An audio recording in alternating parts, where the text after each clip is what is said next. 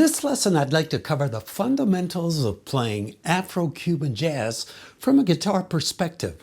And for those of you who just know me as a mainstream jazz guitarist on YouTube, I want to add that my personal recording career throughout the 90s was primarily devoted to various Latin jazz fusions. And during those years, I had the privilege to perform and record with Paquito de Rivera and Carlos Averof, both saxophonists and two of the founding members of Irakere, which is Cuba's most important Latin jazz group. As a matter of fact, the music in the intro featured a snippet from Café con Leche, my first CD, which features many of these great musicians. I'd like to begin by stating that Latin jazz was the very first jazz fusion, and it took place around the same time as bebop was being developed, when both Dizzy Gillespie and Charlie Parker started sitting in with the Machito Orchestra. As a matter of fact, Dizzy during this experience met Cuban percussionist Chano Pozo, with whom he wrote Manteca way back in 1947. So here's my question. If these rhythms were worthy of special attention from the architects of bebop, shouldn't not just the pianists, but also more of us guitarists also consider incorporating them into our playing? That said, if on a gig the band leader calls out, say, Autumn Leaves as a bossa, usually no problem on behalf of most guitarists. On the other hand, if he calls out Autumn Leaves in Afro-Cuban style, 9 out of 10 guitarists, I bet you, will freeze on the spot. And on that note, I want to clarify that most jazz musicians, when referring to a standard played in what we are designating as Afro-Cuban for this study, they will simply call it Latin jazz. This implies that it is not a bossa or Brazilian jazz, which historically is the second jazz fusion. So, next I'm going to talk about the clave and the montuno, the two concepts we must understand in order to play this music. I'll explain the fundamentals of the style and how to adapt them to the guitar, and at the end conclude by applying them all to a popular standard. Clave in Spanish means code or key, and this refers to the main accents in the underlying rhythm. It's also the name of the two percussion sticks that are used to tap those accents. So next, let's learn the two basic types of clave rhythms and when to use each one.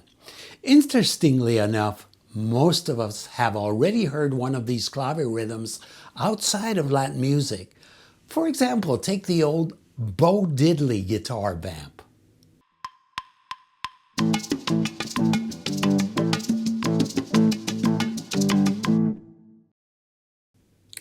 And that's called 3-2 son clave. 1, 2, 3, 4.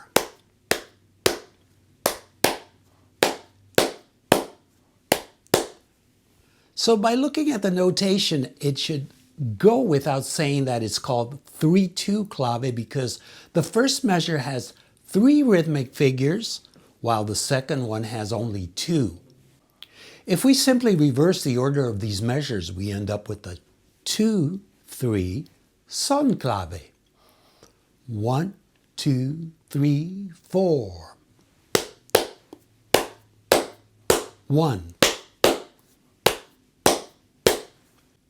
Now, there is a second variety of clave that is known as rumba clave, and it is identical to the son clave except for the last beat of the 3 side. Let me demonstrate rumba clave in 3-2, and notice how instead of playing a quarter note on beat 4 of the first measure, we play an 8th note on the and of 4.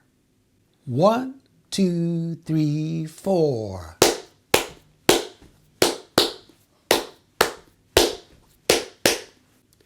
Again, just like we did with son clave, if we reverse the order of these measures, we end up with 2-3 rumba clave. 1 and 2 and 3 and 4 and 1.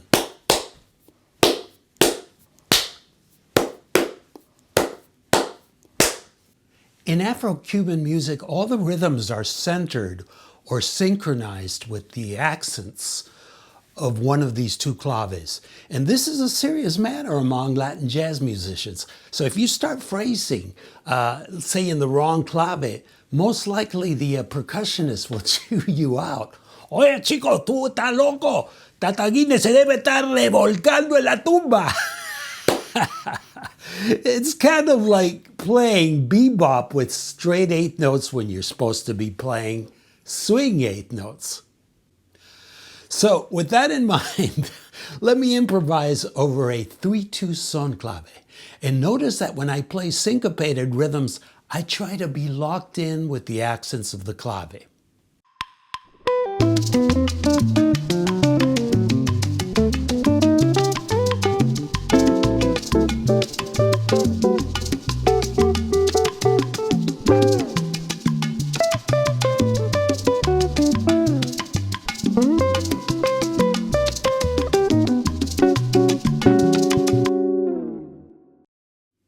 Next, I'm going to improvise over a 2-3 clave.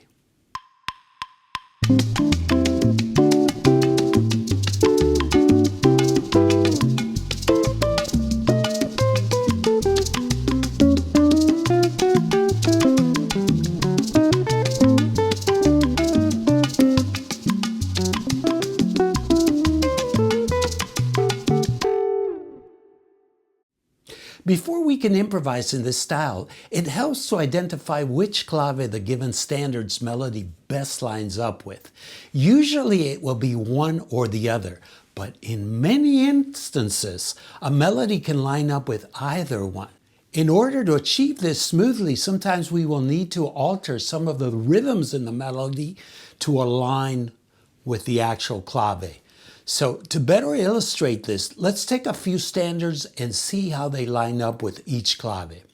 First, let me play the first 8 measures of Charlie Parker's Anthropology against a 2-3 clave. As you listen, be sure to watch the melody's relationship to the clave in the notation. Also, listen carefully and see if you can determine if the melody aligns with the clave.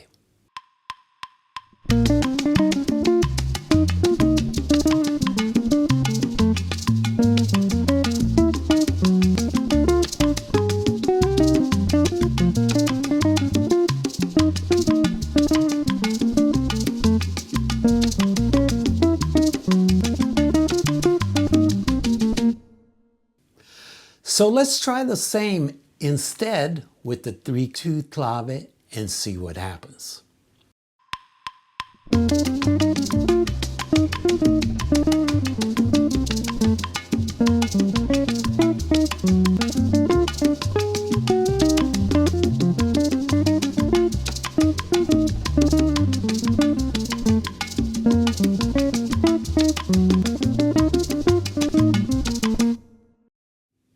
If you weren't feeling the 3-2 clave in the background, maybe you didn't notice much of a difference. On the other hand, if you paid close attention, you might have noticed that the melody was not in sync with the clave at times. You could also see it in the notation. As a result, there was some rhythmical clutter due to some of the conflicting accents. Let's try a different one. Here's the first 8 measures of Autumn Leaves over 3-2 clave.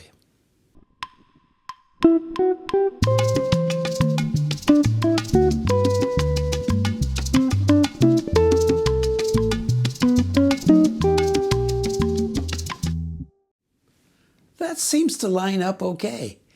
Let's hear it over 2-3 clave.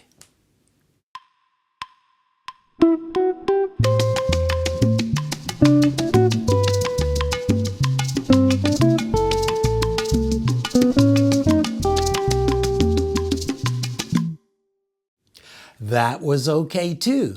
So this is one of those instances where you can adapt the melody to either clave. And you might have noticed that I slightly altered some of the rhythms in the melody to better align it with the clave. Once we understand the clave concept, the second aspect we have to learn is how to play the chord changes accordingly.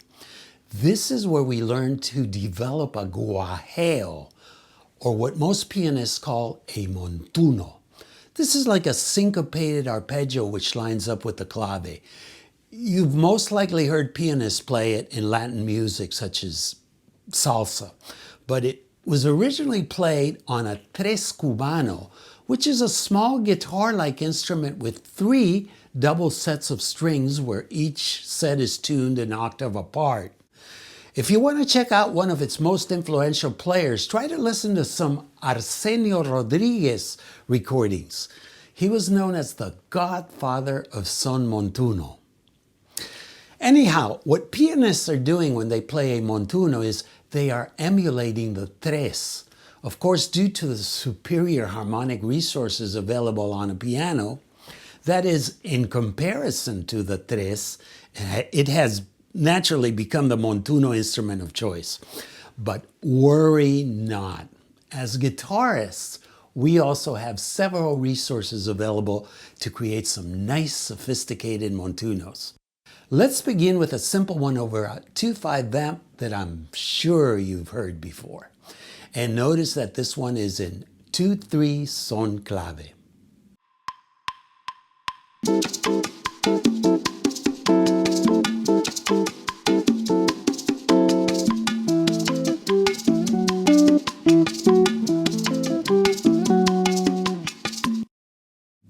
Everyone's heard that one at the beginning of Oye Como Va, if not in the original by Tito Puente, at least in the version by Santana. But if we want our montunos to sound more like a tres or a piano, we need to incorporate some octaves when playing them. Here are 2 traditional montunos in the style of Arsenio Rodriguez, who I mentioned earlier.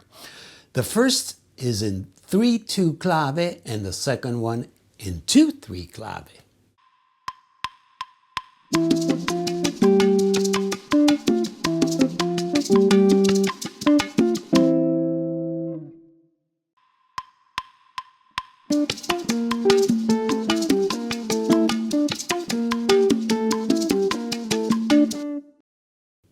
The next step is to take this concept and learn to develop it over various 2-5-1 cadences in both claves.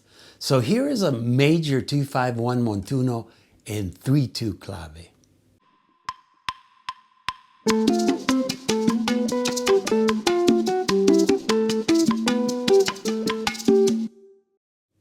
Here it is in 2-3 clave.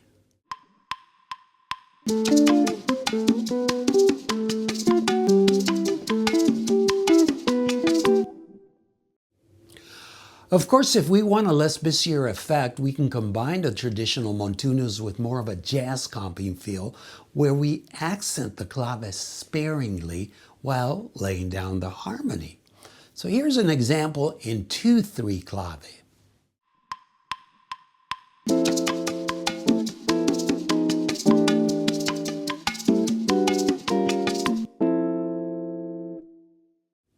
Next, I'm going to show you a couple of minor 2-5-1 montunos and finally how to play the entire changes to Autumn Leaves using these montunos. But first, I want to tell you about the special study package that I've prepared for this lesson. I'm just scratching the surface here, and believe me, you are going to need many more montuno variations using different fingerings and progressions in both major and minor. So I've prepared a PDF with notation and tab featuring a total of 30 major and minor montunos in both claves over 2-5-1s, as well as the Autumn Leaves version I am going to show you, and all the examples in this lesson. I also include MP3s of me playing all of them and band-in-a-box files for all. In addition, I also include MIDI files of everything which you can open up in Guitar Pro or the free app MuseScore. This will enable you to easier practice in any key or tempo, as well as loop each example. And you can download it for a nominal contribution from jazzguitar.richieZellen.com/premium, and you'll find it under mini courses. Next, let me show you a minor 2-5-1 and 3-2 clave.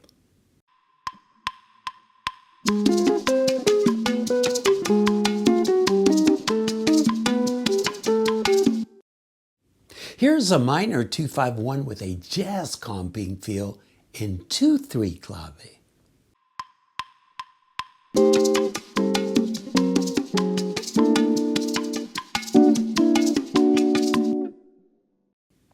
Now, let's combine the octave bass montunos with some jazz comping over the changes to autumn leaves in 2-3 son clave. Notice the different feel between the A section where I am comping with the B section where I play the tres style montunos.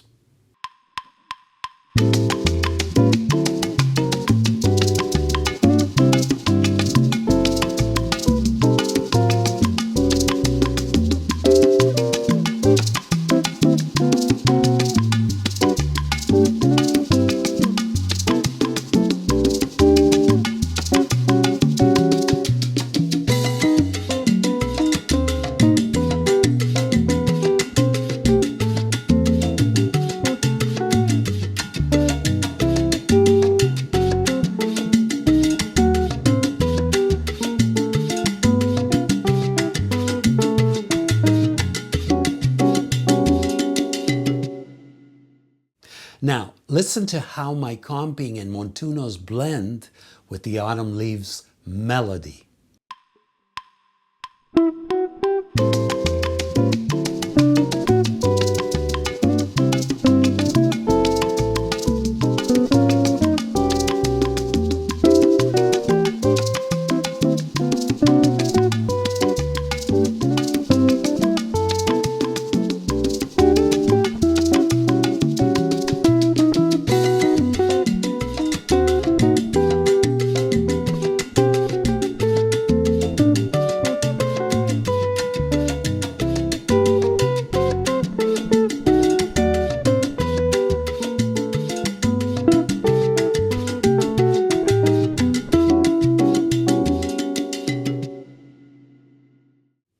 I want to conclude with a word of caution. Unfortunately, the guitar is scarce in Afro-Cuban jazz or Latin jazz altogether, whatever you want to call it. And this is due, of course, to the dominant role of the piano, as I mentioned earlier. Consequently, you don't want the guitar to play a montuno while the piano is also doing so. You'll end up with some intense rhythmic clutter. So in these cases, you want the guitar to complement the piano by playing some light clave-based comping.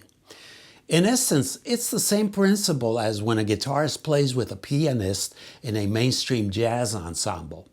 The guitarist needs to comp lightly around the pianist or lay out altogether. That said, if you don't want to feel like a second-class citizen playing Latin jazz, try to find piano-less settings so you as a guitarist can play the montunos and have all the fun. That's why in all the examples I played previously, there was no piano, just bass and percussion. So if you download the study package with the Band in a Box files, don't forget to mute the piano when you practice. For those of you still with me, I would love to know if you enjoyed this lesson and would like me to post more lessons on playing Latin jazz. As usual, I welcome your comments, likes, and questions, and look forward to bringing you a new info-filled lesson real soon. Until then, practice, practice, practice. May peace be with you. Pórtense bien y nos vemos pronto.